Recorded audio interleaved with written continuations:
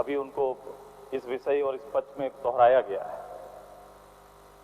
मैं अब इस विषय को, चूंकि सरकार ने इस बार अच्छा किया है कि सरकार ने बजट अभिभाषण और कृत कार्यों की एक कॉपी भी तैयार करके हम लोग को उपलब्ध कराई। मैं उसी में केवल जाता हूं कि सरकार ने पिछले वर्ष घोषित 9 क्षेत्रीय भाषा, जिसमें नागपुरी, कुरमाली, खोट्टा, हो, संताली, कुड़ुक, मुंडारी, खड़िया, पंचपंगनिया भाषाओं का एक एक भाषा केंद्र खोलने का निश्चय किया। जो पिछले बजट में, मैं उस कृत कार्रवाई में जब उसको पढ़ के देखते हैं तो उसका रिजल्ट है कि राज्य में 6 क्षेत्रीय भाषा और सांस्कृतिक पुनर्स्थापना केंद्र स्वीकृत है। गुमला, बोकारो, चाईबासा में एक केंद्र निर्मित हो चुका। उप केंद्रों को क्रियाशील करने की दिशा में सरकार कार्रवाई कर रही है। ये पिछले बजट के कृत पर हम चर्चा कर रहे हैं। एक साल बाद की भाषाई आधार पर निर्मित दल और उसका नेतृत्व राजा जी, जिनको अपने इस राज्य के मूल विषय का शोध केंद्र, मुझे याद है ये 2011-12 का योजना है, नए रूप से चीजों को रखा गया है। जो हमारा चाईबासा में केंद्र खुला, जो बोकारो में केंद्र खुला, उसी समय इस लिंग की आधारशिला हम लोगों ने रखी थी। ये पूरा इस तरह केंद्र खोलना, रिसर्च सेंटर खोलने का एक मेरा प्लान था। आज ये चीजें वहीं पर खड़ी है। एक साल बाद भी एक कदम अपने मूल विषय पर गवर्नमेंट नहीं चल पाई। ये सरकार की सोच, नियत, निष्ठा, परिश्रम और समर्पण, इच्छा शक्ति पर प्रश्न चिन्ह खड़ा कर रहा है। मैं आता हूं तीसरे विषय पर। मंत्री जी ने कहा कि सरकार ने पोर्टल के माध्यम से आम जनता, विशेषज्ञों का सुझाव प्राप्त किया है। खासकर युवा वर्ग की सोच, अपेक्षा और आकांक्षा को समझने के लिए कई प्रकार के बजटीय गोष्ठियों का आयोजन किया गया है।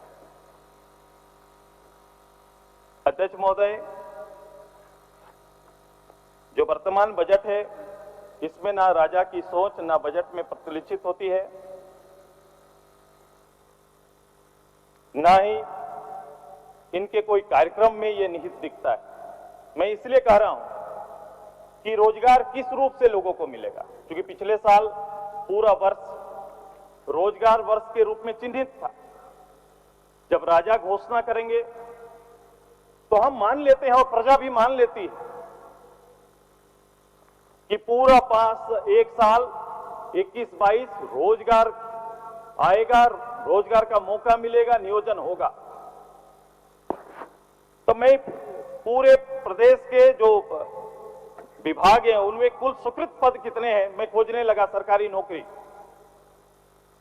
जो स्वीकृत पद है वो 5,33,737। वर्तमान में कार्यरत लोग जो हैं उसमें 1,83,016। मतलब कुल सरकारी सृजित पद जो हैं, जो स्वीकृत हैं, उनकी संख्या 3,50,721। जो खाली बजट का भार वर्तमान 1,81,000 पर 16%, टोटल बजट का 16% 1,83,000 लोगों के वेतन, कर्मचारियों के वेतन पर जाता है। अगर सरकार को ये लगता या सरकार की मंशा ये होती तो ये बजट में दिखना चाहिए था। सरकार पिछले साल भी नहीं, आने वाले साल भी, माने वर्तमान साल में अगर नियोजन सरकारी पदों को भरना चाहती तो वो बजट में दिखता और ये प्रतिशत बढ़कर 48% कुल बजट का चला जाता है। यानी 32,000 करोड़ रुपया का उपबंध इसमें रहता, क्योंकि सरकार की ऐसी कोई मंशा नहीं है। जो बातें, जो अखबार में बातें और चर्चाएं हैं वो केवल झूठी दलील होंगी। आपके बजट में ये चीजें कहीं नहीं दिख रही है। माननीय सदस्य, क्या आपका समय समाप्त हो गया। मुझे और इधर से 14 दिन में कुछ बोलने ना दीजिएगा, मुझे 12 बात बोलने दीजिए केवल।